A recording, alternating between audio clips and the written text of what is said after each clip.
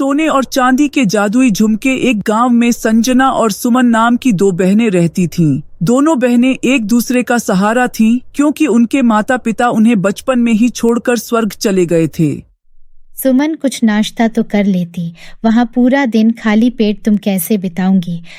नहीं नहीं दीदी, मुझे भूख नहीं है, मैं वहीं इंस्टीट्यूट के बाहर कुछ खा लूंगी। संजना सुमन के बड़ी बहन थी। संजना एक कपड़े की दुकान पर काम किया करती थी और उसी ने अपनी छोटी बहन सुमन को पढ़ाया लिखाया था, परंतु संजना के पास पैसे कम होने की वजह से उसने अपनी पढ़ाई बीच में ही रोक दी थी। सुमन आगे तक की पढ़ाई कर एक डॉक्टर बनना चाहती थी, इसलिए वो एक इंस्टीट्यूट में जूनियर्स को पढ़ाकर कुछ पैसे कमा लेती थी। दोनों बहनें भगवान में बहुत विश्वास रखती थीं और प्रत्येक शनिवार को मंदिर जाया करती थी। बच्चों को बढ़ाकर सुमन को जितने भी पैसे मिलते थे वो सीधा जाकर संजना को दे देती थी।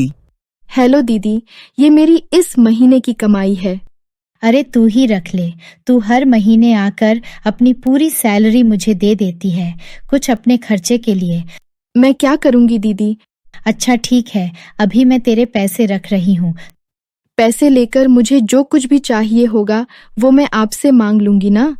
तुझे कुछ भी चाहिए हो तो बिना हिचकिचाए मुझे बोल दियो, समझी?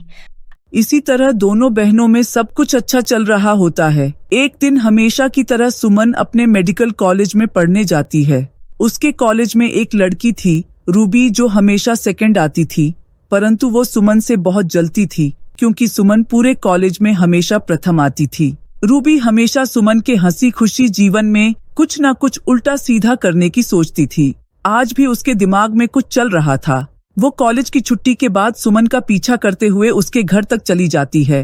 रूबी देखती है कि सुमन और संजना दोनों बहनों के बीच बहुत अच्छी जमती है। वो दोनों बहनों का इतना प्यार देखकर उन दोनों के बीच दरार डालने की सोचती है।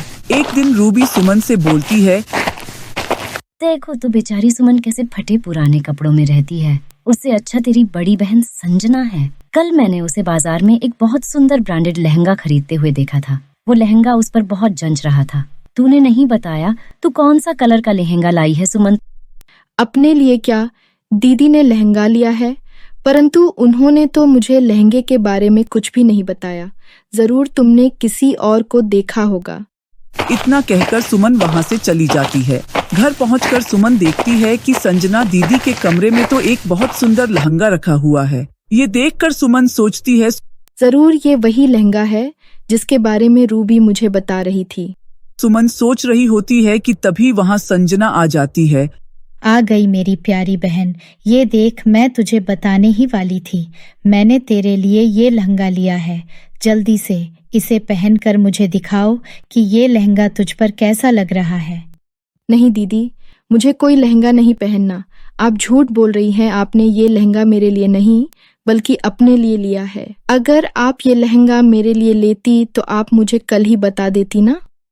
इतना कहकर सुमन वहाँ से गुस्से में चली जाती है। वहीं दूसरी तरफ दिन प्रतिदिन रूबी सुमन को संजना के खिलाफ भड़काते रहती थी। एक दिन रूबी अपने दोस्तों के साथ मिलकर एक प्लान बनाती है और अपने प्लान के मुताबिक सब तैयार कर लेती है और सुमन के पास जाती है। तुम अपनी दीदी के बर्थडे पार्टी में नहीं गई? कौन सी बर्थडे पार्टी? हमारे घर में किसी का भी बर्थडे नहीं बनाया जाता। पार्टी तो बहुत दूर की बात है। परंतु मैं तो अभी तुम्हारे घर की तरफ से आ रही हूँ। वहाँ से म्यूजिक की बहुत लाउड आवाज आ रही थी, पर अंदर पार्टी हो रही थी। मुझे तो लगता है तुम्हारी बहन तुमसे छुपकर तुम्हारे पैसों से अपनी जिंदगी के मजे ले रही है और छुपकर बर्थडे पार्टी कर रही है। देखो तो जरा, उसने तुम्हें बुलवाने की भी जरूरत नहीं समझी। तुम्हारे साथ वो बिल्कुल सौतेले जैसा व्यवहार करने लगी है। अगर मैं तुम्हारी जगह होती तो मैं उसके साथ एक दिन भी नहीं रुकती। चुप रहो रूबी, और कितना झूठ बोलोगी। मैं अपनी दीदी को अच्छे से जानती हूँ, वो बिना मुझे बुलाए नहीं रह सकती। अच्छा, तुम शर्त लगाओ और मेरे साथ चलो, तुम्हारी दीदी जरूर बड़ा केक काट रही होंगी। और इस तरह रूबी सुमन के साथ उसके घर पहुंचाती है। अंदर जाकर देखती है तो सच में संजना अपना जन्मदिन मना रही होती हैं। ये सब देखकर सुमन को रूबी की बातों पर यकीन हो जाता है और वो गुस्से से संजना के पास जाती है। संजना दीदी, आप सच में बहुत ही स्वार्थी और लालची हो। अपने बर्थडे पार्टी में मुझे बुलवाने की जरूरत भी नहीं समझी। आज माता पिता जिंदा होते तो वो ये दिन देखकर बहुत शर्मिंदा होते। अब मैं आपके साथ एक पल और नहीं रुकना चाहती और मैं हमेशा हमेशा के लिए घर छोड़कर जा रही हूँ। इतना कहकर सुमन वहां से चली जाती है, परंतु सुमन को नहीं पता होता कि ये सब रूबी की एक साजिश है, क्योंकि रूबी के सभी दोस्त मिलकर बिना बताए संजना के घर केक लेकर पहुंच जाते हैं और उसे केक काटने के लिए बोलते हैं। वहीं दूसरी तरफ संजना को भी कुछ समझ नहीं आ रहा होता कि उसके खिलाफ सुमन को कौन भड़का रहा है। सुमन एक जंगल के बीचों बीच पहुंच जाती है और उसे अब आगे का रास्ता समझ नहीं आ रहा होता। बहुत रात हो जाती है। सुमन को जंगल में बहुत डर लग रहा होता है। यहाँ घर पर संजना अकेले बहुत उदास बैठी होती है कि उसकी बहन सुमन पता नहीं किस हाल में होगी और कहाँ होगी। ये सोच सोचकर संजना बहुत दुखी होती है। और यहाँ जंगल में एक शेर सुमन के पास आ रहा होता है। शेर को देखकर सुमन बहुत डर जाती है, लेकिन सुमन कुछ नहीं कर सकती है। शेर सुमन पर हमला करने वाला होता है कि तभी वहाँ एक परी आकर सुमन को बचा लेती है। परी जी। परी उस शेर को एक बंदर बना देती है। सुमन बेटा, तुम इतनी रात को इस सुनसान जंगल में क्या कर रही हो? अगर मैंने समय पर आकर तुम्हारी जान नहीं बचाई होती तो कुछ अनर्थ हो जाता। तभी सुमन परी को पूरी कहानी सुनाती है। ये सब सुनने के बाद परी अपनी शक्तियों से देखती है और सारी बातें समझ जाती है कि सुमन को गलतफहमी हुई है।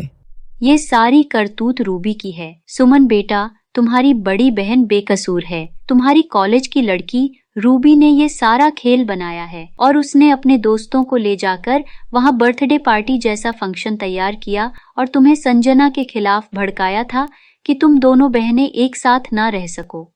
ये क्या कह रही है आप? इसका मतलब मैंने बेकार में संजना दीदी पर इतना गुस्सा किया। अब मैं उनके सामने कभी नहीं जा पाऊंगी। ऐसा नहीं कहते सुमन बेटा, वो तुम्हारी बड़ी दीदी है। तुम्हारे माफी मांगने पर जरूर वो तुम्हें माफ कर देगी। ये लो, ये 2 जादुई सोने और चांदी के झुमके हैं। ये झुमके तुम दोनों बहनों को एक साथ बनाए रखने में मदद करेंगी। इस सोने के झुमके से तुम कोई भी खाने पीने के सामान और अपनी जरूरत के सामान मांग सकती हो और ये चांदी का झुमका तुम अपनी दीदी संजना को दे देना। इस झुमके की मदद से तुम्हें बहुत सारे अच्छे अच्छे कपड़े मिलेंगे और अगर आज के बाद कोई भी तुम दोनों बहनों की आपस में लड़ाई कराने की कोशिश करेगा तो ये चांदी का झुमका उसे सबक सिखाएगा।